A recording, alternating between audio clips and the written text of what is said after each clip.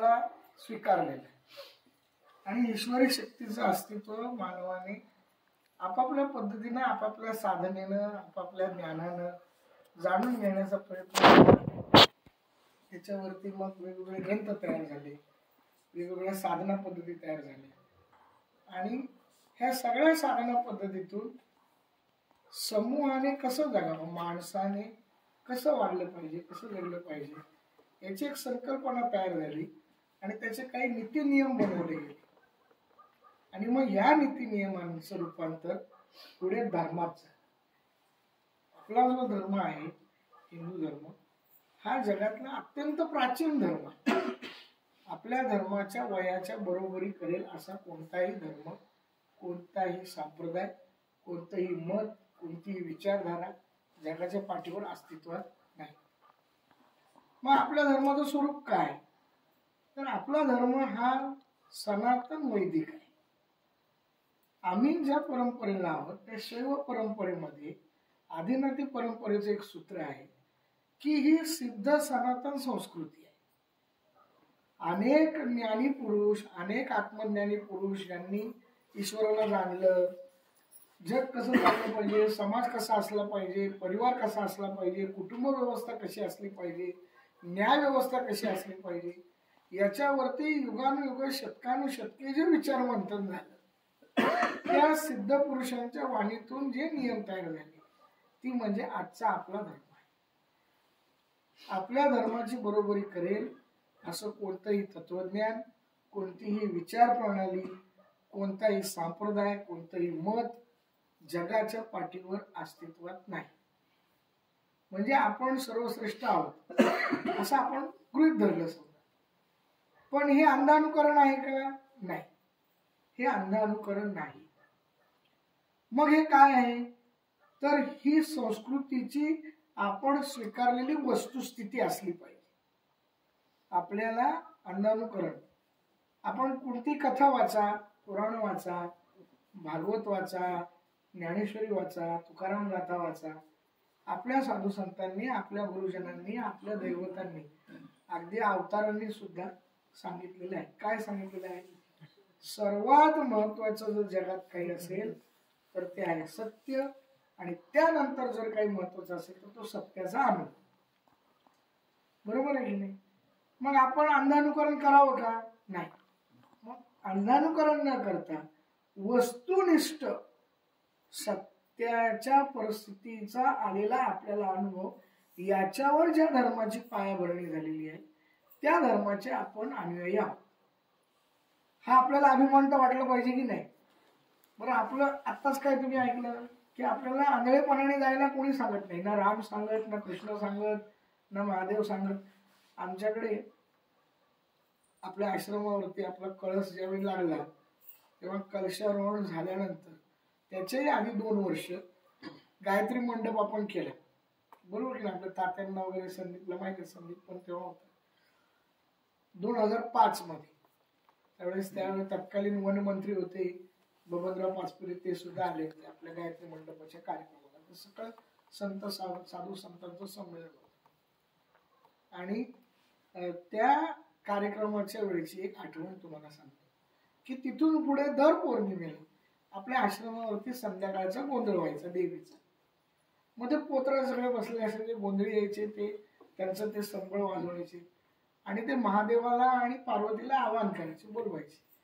आपल्याकडे कसं म्हणतात, पसरणीच्या भैरी देवा जागरणाला या, जेजुरीच्या खंडेराया जागरणाला या, नाही का, मांढरच्या काळूबाई जागरणाला ये, तसं ते सगळं त्यांचं ते आवाहन चालू होतं। मग त्यातल्या आमच्या त्यावेळीच्या एका वगळी बुवानी महादेवाला पानाचा विडा ठेवला आणि महादेवाला कसं बोलवलं ते मी तुम्हाला थोडक्यात आपली 2 ओळी सांगतो। काय? जेव्हा नव्हता राम, जेव्हा 5 पांडवाचा जन्म नव्हता, तेव्हा तू शंभू होता, तेव्हा तू हित ये। म्हणजे लक्षात घ्या, जेव्हा प्रभू राम जन्माला नव्हते, जेव्हा 5 पांडवांचा जन्म झाला नव्हता, म्हणजे थोडक्यात काही महाभारत वगैरे काही नव्हतं, ते युग सुद्धा नव्हतं, तेव्हा शंभू होता। म्हणजे असा अनादी अनंत असलेला जर काही परमात्मा भारतीय संस्कृतीमध्ये कोण असेल तर तो शंभू म्हणजे शिव आहे। हे साधं तत्वज्ञान त्या साध्या गोंधळी बुवाला कळतं. मग आपल्याला का कळत नाही? आपल्याला सुद्धा कळलं पाहिजे. आणि ते कसं कळलं पाहिजे? सत्याधिष्ठित. मग सत्याधिष्ठित कळायचं तर मग अनुभव पाहिजे.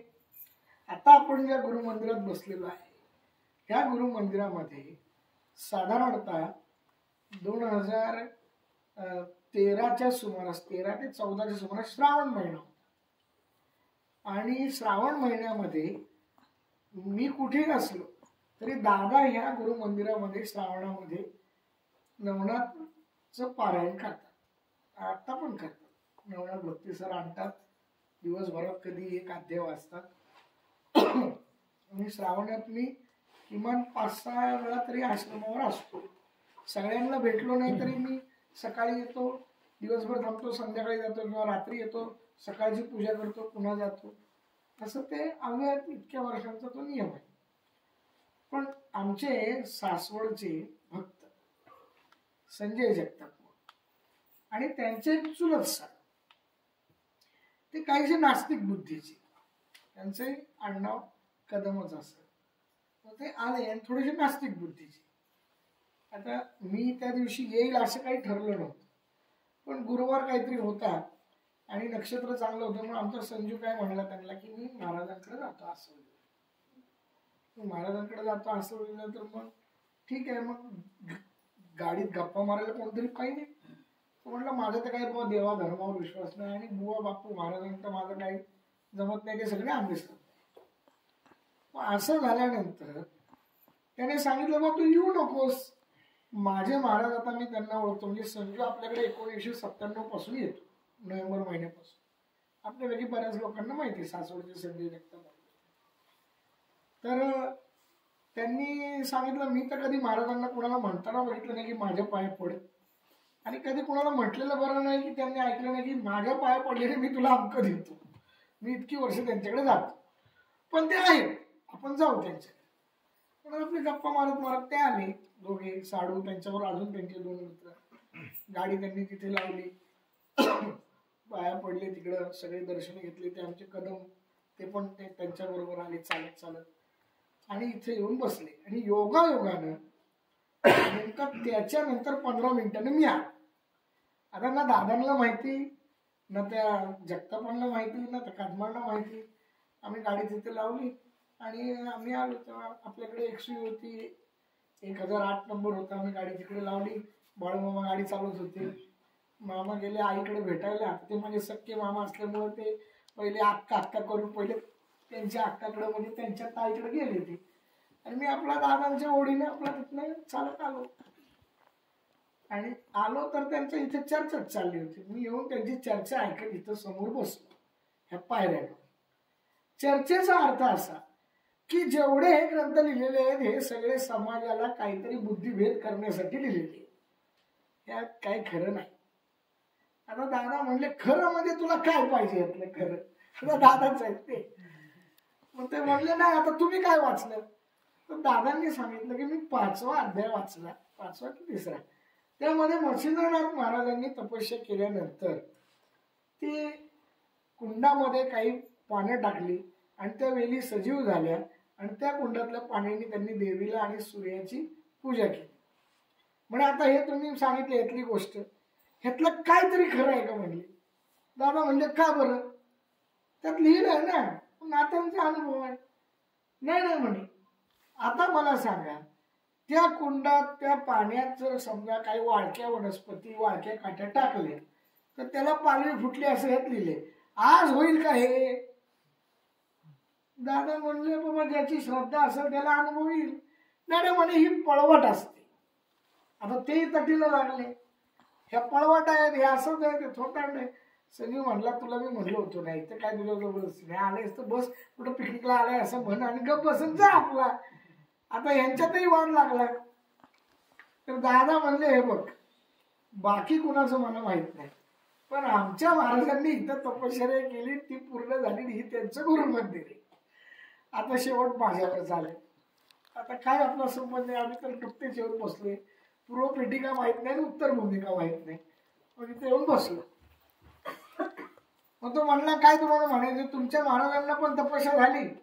दादा म्हणले तपस्या झाली का नाही मी म्हणलेलो नाही, पण त्यांना इथं जे काही प्राप्त झालं ते इथंच आहे आणि ते सुद्धा इथंच असतात. बरं ठीक आहे, मग काय करायचं म्हणे, वाळल्या फांदीला झाड आलं तर आम्ही मानणार तुमची ही शक्ती खरी. आता दादांना माहित होतं मी आलोय, आता ह्यांचा असं माझ्याकडे पाठ करून संवाद चाललेला, दादा तिकडे तोंड करून बसलेले म्हणजे पूर्वेला. त्यामुळे दादांनी माझ्याकडे बघितलं, मी त्यांच्याकडे बघितलं आणि दादांनी मला विचारलं की काय बाबा यांचं काय चाललंय. म्हटलं होऊ द्या तुमचं, तुमच्या ह्याने काय तुम्हाला उत्तर देईल तसं मी असं हात हलवलं. मग दादा म्हणले बघ इथं एवढ्या काठ्या पडलेल्या आहेत, कुठलीही काठी घे. आपला काळ भरून आताच्या मंदिराचं रंगकाम त्यावेळेस चालू होतं. कुठलीही काठी घे आणि ती काठी मी इथं लावणार, तू सांगशील तिथं लावणार आणि तिचं झाड येणार. आता दादाही माघार घेईना. आता काय करायचं, यातलं अक्षर अक्षर सत्य आहे, आपल्या सर्वांना पुरावा माहित आहे. मग दादांनी माघार घेतली नाही, त्यांनी घेतली नाही. मग संजू म्हणला आता दादा कुठं तटीला लागतं यांच्या, मी ह्यांना आणून फसू नाही म्हणे, हे असं नाही होत, आपण हे करायचंच आज. मग दादा उठले, त्यांनी काठी काढली तिथली. तर आता तिथे आपल्या बांबू काहीतरी कडक पडलेले असायचे त्यावेळेस बाबळीच्या झाडाला, आता लिंब आहे तिथे. मग त्यातलं त्यांनी एक बांबू काढला. तोपर्यंत संजूनं मला बघितलं. संजू म्हटलं काय गुरुदेव, म्हटलं काय नाही, आता ह्यात मी पडणार नाही, आता ते तुमची श्रद्धा आणि आमचं जे काय असेल अस्तित्व त्याचं निवडा. मग त्यांनी ते बांबू काढला. बांबू म्हणजे काठीच थोडकी. आता ती कुठं लावायची, तर दादा म्हणले महाराज पण आलेले आहेत, आपण त्यांना विचारू. तो म्हणलं हेच महाराज खरं. मी म्हटलं हो असं सगळे म्हणतात, हेच महाराज असं सगळे म्हणतात, तुझं काय म्हणताय. त्यामुळे आता ही बांबू लावली. मी दादांना म्हटलं दादा हे झाड होणार आणि मध्ये आधी कुठं लावू नका. तो म्हणला काय कॉन्फिडन्स आहे. आता कॉन्फिडन्स हा वेगळी गोष्ट आहे, पण म्हणलं झाड होणार तुम्ही लावा. मग दादांनी इकडे तिकडे इकडे तिकडे करताय ही जागा निवडली आणि तिथं त्या दादांनी ते रोवलं. आणि रोवल्यानंतर 5व्या दिवशी त्याने मूळ धरलं आणि तो सिद्ध पिंपळ आपला इथे आहे. त्याला प्रदक्षिणा घालतो. म्हणजे काय की आज तो तिथं उभा आहे. कधीतरी ज्ञानेश्वर माऊलीच्या काळात, तुकाराम महाराजांच्या काळात असं आपण वाचतो, कथा बघतो, पण आपल्याला गुरुदेवांनी इथे प्रत्यक्ष पुरावा दिलेला आहे. कसं आहे, असे श्रद्धा ज्याच्या ओळी त्याला भगवंत नाही दुरी, त्याच्या हृदयाजवळच भगवंत आहे. आणि देव जसा तुमच्या हृदयात असतो ना, तसे देवाच्या हृदयात तुम्ही असता, भक्त असता. भक्त होणं फार फार मोठं भाग्याचं लक्षण आहे. जसं आपल्या हृदयामध्ये भगवंत असतो तसं भगवंताच्या हृदयात सुद्धा भक्त असतात, लक्षात घ्या. आणि त्याचा हा पुरावा आहे. म्हणून मी तुम्हाला सांगितलं की अशी आपल्या संस्कृतीची थोरवी आहे. आणि आता हा सिद्ध पिंपळ या वर्षी माणसाच्या आयुष्याला नियंत्रित करणारी जी काही ईश्वराची शक्ती आहे, तिला पण नियती म्हणतो, प्रारब्ध म्हणतो, नशीब म्हणतो, ह्याचं संचलन करण्यासाठी परमेश्वराने 12 जणांची नेमणूक केलेली आहे. 7 प्रत्यक्ष, 2 छायाग्रह म्हणजे 9 ग्रह आपल्या संस्कृतीनुसार, आणि त्याच्या व्यतिरिक्त भक्ती, ज्ञान आणि वैराग्य, हे सगळे 9 आणि 3 किती झाले, 12. आपल्या नंदी मंदिरच्या शिखरावर आहे, पण त्याची आपण रोज पूजा करू शकत नाही. त्यांना अभिषेक घालू शकत नाही, आंघोळ घालू शकत नाही, हार घालू शकत नाही, फुल अर्पण करू शकत नाही. म्हणून पुष्कळ दिवस असं चाललं होतं की एक स्वतंत्र त्याचं छोटं मंदिर तयार करावं. त्या योगायोगानं आता ते आपण बनवणार आहोत यावर्षी. आणि आता लवकरच त्याचं काम आपण तिथे चालू करणार आहोत. 9 ग्रहांचं प्रत्यक्ष मंदिर आपण तिथे बांधणार आहोत. आणि जे काही आपण आपले विधी मार्ग वगैरे काहीतरी मंडपात करतो ते तिथून पुढे त्यांच्या साक्षीने तिथे होतील. तर त्याचं जे काही उद्घाटन आहे, कलशारोहण आहे, प्राणप्रतिष्ठा आहे, ती जून महिन्यात घ्यायचं ठरलेलं आहे. मूर्त्या घडवायला दिलेल्या आहेत, मूर्त्या बनलेल्या आहेत, काही मूर्त्या बनत आहेत. आता लवकरच ते काम पण चालू होईल, प्राणप्रतिष्ठा पण होईल. पण इथे शनी महाराजांपासून गुरु महाराजांपर्यंत, सूर्यदेवापासून ते शुक्रदेवापर्यंत सगळे 9 ग्रह आणि त्याचबरोबर सिद्ध अग्नी म्हणजे यज्ञकुंड तिथे असणार आहे. पुढे तुम्ही सगळ्यांनी एक गोष्ट लक्षात ठेवा की खरोखर आपल्या श्रद्धेने मानली तर परमात्मा आपल्या जवळच असतो, आपल्या जवळच असतो. फक्त आपल्या हृदयामध्ये तो दृढ विश्वास पाहिजे. आता पुढे काय झालं, त्या जसा पिंपळाला पाने आली तसे आमच्या संजूच्या साधू महाराजांनी माळ घातली आणि ते आता इकडं वारीला येत असतात. म्हणजे सांगण्याचं तात्पर्य काय की प्रत्येक गोष्टीला एखादं निमित्त असतं. त्याला तुम्ही चमत्कार म्हणा, अनुभूती म्हणा, अनुभव म्हणा. मग आपण सगळ्यांनी एक एक एक वाळेला लाकूड लावायचं का, त्याची झाडच द्यायची का महाराजांची? ते एकदाच. माऊलींनी भिंत चालवली ती उभ्या आयुष्यातही एकदाच. तुकाराम महाराजांनी आभाळाकडे बघून 20 खंडी धान्य ज्वारी पाडली, आयुष्यातही एकदाच. कळलं का?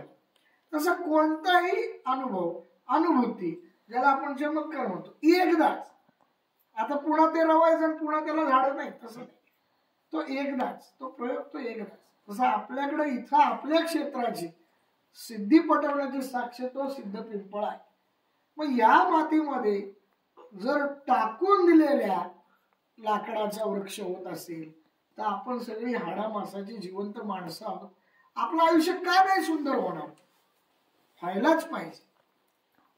फक्त 2 गोष्टीची गरज आहे. एक म्हणजे आपली भक्ती आणि दुसरं म्हणजे आपली तत्वनिष्ठा. जो काही मार्ग आहे, जो गुरूंनी दिलेला आहे, जो काही शिवाला आवडणारा मार्ग आहे, भगवंताला आवडणारा जो मार्ग आहे, त्या मार्गावर आपली निष्ठा पाहिजे. भगवंताच्या मार्गावर चालण्यासाठी त्याच्या मार्गावर आपली निष्ठा पाहिजे. मग याला तुम्ही श्रद्धा म्हणा, भक्ती म्हणा, जे काय म्हणायचं ती तत्व, ती दैवी तत्व, माणुसकीनं वागणं, दयेनं वागणं, नाही का, कोणाच्या दुसऱ्या लोभात न अडकणं, कुठल्या विकार वासनेनं न जगणं, हे दैवी तत्व आहे. ह्या दैवी तत्वाने जीवन जगण्याचा प्रयत्न करणे म्हणजेच भक्ती मार्ग. कळलं का? आपण संतांच्या कथा ऐकतो की काशीची गंगा रामेश्वरला घेऊन चालले होते एकनाथ महाराज, आणि त्यांनी ते गाढवाला पाजलं. म्हणजे दया गुण आहे ना, हा दया गुण हा सुद्धा भक्तीचाच आहे. क्षमा, दया, परोपकार, आनंदी वृत्ती, समाधानी वृत्ती, संतोष वृत्ती, नाही का, हाफाफ नसणे, हाव नसणे, ह्या सगळ्या दैवी गुणांनी जगण्याचा प्रयत्न म्हणजे भक्ती मार्ग आहे. लक्षात घ्या. भक्ती मार्ग म्हणजे असं तुम्हाला दाखवता येणार नाही स्पेशल की ह्या वाटेनं जाणं म्हणजे भक्ती. बघा, नम्रतेनं जगणं, अहंकार सोडून वागणं, सर्वांना आपलं मानणं, लोभ असेल, स्वार्थ असेल तर तो आपला, आणि स्वार्थ नसेल तर मग तो नालायक, ही वृत्ती नसावी. कळलं का? सगळ्या सद्गुणांना जगण्याचा प्रयत्न, ईश्वराला अधिष्ठान मानून जगण्याचा प्रयत्न म्हणजे भक्ती. आणि ही भक्ती ज्याला जमली त्याचा उद्धार नक्की असतोच असतो. आता एक छोटं उदाहरण आपण ऐकलं की नाही, की त्या लाकडाला आपण पुजतो, त्या दिवसापर्यंत ते एक लाकूड होतं, ते चुलीला गेलं असतं, पायाडाला लागलं असतं, नाही का. पण आज त्याचा पिंपळ झाला, आपण तिथे श्रद्धेने नमस्कार करतो. काही लोक ज्यांना हे माहित आहे ते त्याला प्रदक्षिणा घालतात. म्हणजे सांगण्याचं तात्पर्य काय की जे जगाच्या दृष्टीनं बाद आहे त्याचा कोणताही वापर नाही, अशी कोणतीही गोष्ट परमार्थामध्ये उच्च पदाला जाते. मग आपण तर हाडामासाची माणसं आहोत, आपण का नाही जाणार? आपण मनाला विचारलं पाहिजे की जर एवढी ताकद परमात्म्यामध्ये आहे तर मी त्याच्या मार्गावर जर चाललो, जर मी माझ्या दुर्गुणांना दर महिन्याला 1 दुर्गुण सोडला, असे तर आपले काही रांजण तर भरलेले नाही दुर्गुणांनी, नाही का. 1 दुर्गुण आपण सोडला, चाड्या करण्याचा, चुगल्या करण्याचा, लावालाव्या करण्याचा, बिनकारणी दुसऱ्यावर डोळे फिरवण्याचा, आपलं आपलं ऑब्झर्व करायचं, एक एक गुण कमी करायचा. एकदम तर जाणार नाही सगळं, कोणातच एकदम परिवर्तन होत नाही. साक्षात जगद्गुरु तुकाराम महाराज म्हणतात तो मी प्रयत्न केला वारंवार. तुकाराम महाराज काय सांगतात की भक्ती मार्गावर चालण्यासाठी मी स्वतः वारंवार मी प्रयत्न केले, एकदा नव्हे अनेकदा, वारंवार, नाही का. मग वारंवार जर जगद्गुरु तुकाराम महाराज स्वतः सांगतात की मी वारंवार प्रयत्न केला, तर आपण का लाजा. आपण सेल्फ ऑब्झर्वेशन करायचं की बाबा आजपासून मी विनाकारण कोणा आरडाओरडा करणार नाही, महिनाभर वागून बघायचं. पण आता चला आपल्याला सक्सेस झाला, 10% 20% आपल्याला काहीतरी मिळालं, मग दुसरा गुण जोडायचा. सर्वांशी होता होईल एवढं मोजकच, कमीच आणि महत्वाचंच बोलेल. नाही तर बस इथं 2 तास काय तू बी बडबडतो मी बडबडतो, मुद्द्याचं काहीच नाही. थोडकं बोला, महत्वाचं बोला. त्याऐवजी जो वेळ वाचेल तो नामस्मरण करा, थोडकंच करा. एक एक गुण घ्या. महिन्याभरात, वर्षभरात, 2 वर्षात लोक सुद्धा तुमच्याकडे आश्चर्याने बघतील की किती बदललं ना तुमच्या, नाही का. हा बदल होतो, हा भक्ती मार्गामध्ये होतो. आणि ती ताकद भक्ती मार्गाची. भक्ती मार्ग म्हणजे सारासार सत्सद विवेक बुद्धीने सद्गुणाने जगण्याचा प्रयत्न करणे. हे सगळे सद्गुण आपल्यात आले पाहिजे. श्रीकृष्णाने तर 16 गुण सांगितले. अभयम सत्व संशुद्धीच कथा. कोणालाही घाबरू नका इथपासून ते स्वतःची शुद्धी पाळा इथपर्यंत. एक एक गुण आपण घ्या. आणि जर आपण हे गुण तयार केले, काय अशक्य आहे. आता तर नासा सुद्धा सांगते की तो जो काही राम सेतू आहे तो मानव निर्मित नाहीच आहे म्हणे, नाही का. राम नामे तरले पाषाण पाहे पुराण विचारून नामदेवराय सांगतो. पण रामाच्या नावाने पाषाण सुद्धा तरुण जातात. पण एवढं जर दगडाला जर तारण्याचं सामर्थ्य भगवंतामध्ये असेल तर आपण जिवंत हाडामासाची माणसं आहे. आपला उद्धार होतोच होतो. पण आपण एक प्रयत्न केला पाहिजे. आपल्या हृदयामध्ये काहीतरी परिवर्तनाचा विचार ठेवला पाहिजे. तुम्ही सगळ्यांनी मध्यरात्री सुद्धा एवढ्या शांतपणे हे माझी सगळी बडबड ऐकली त्याबद्दल धन्यवाद. आपल्या सर्वांना परमेश्वराची कृपा मिळो. प्रभू महादेव तुमचं सर्व संकटामध्ये रक्षण करो आणि तुमच्या संसाराला त्यांचा आशीर्वाद असो. आज सदिच्छा, शुभाशीर्वाद. आता आपण सर्वांनी आरतीचा कार्यक्रम घ्यायचा आणि त्यानंतर आपलं शिवरात्री मध्यरात्रीची पूजा आपण संपूर्ण झाली असं समजायचं. मग घरी गेलं तरी चालेल. आता जे मुक्कामी आहे त्यांनी मात्र आपल्याला याच्यानंतरचा पुढचा कार्यक्रम अर्ध्या पाऊण तासांनी घ्यायचा आहे. सामुदायिक जप किंवा भजन जो काय असेल तो. तर आपण सर्वांनी आता 1-2 मिनिटं योगेश्वरा भजन घ्यायचं आणि आपली ही सेवा श्री गुरु परब्रह्म परमात्म्याच्या चरणी अर्पण करायची. योगेश्वरा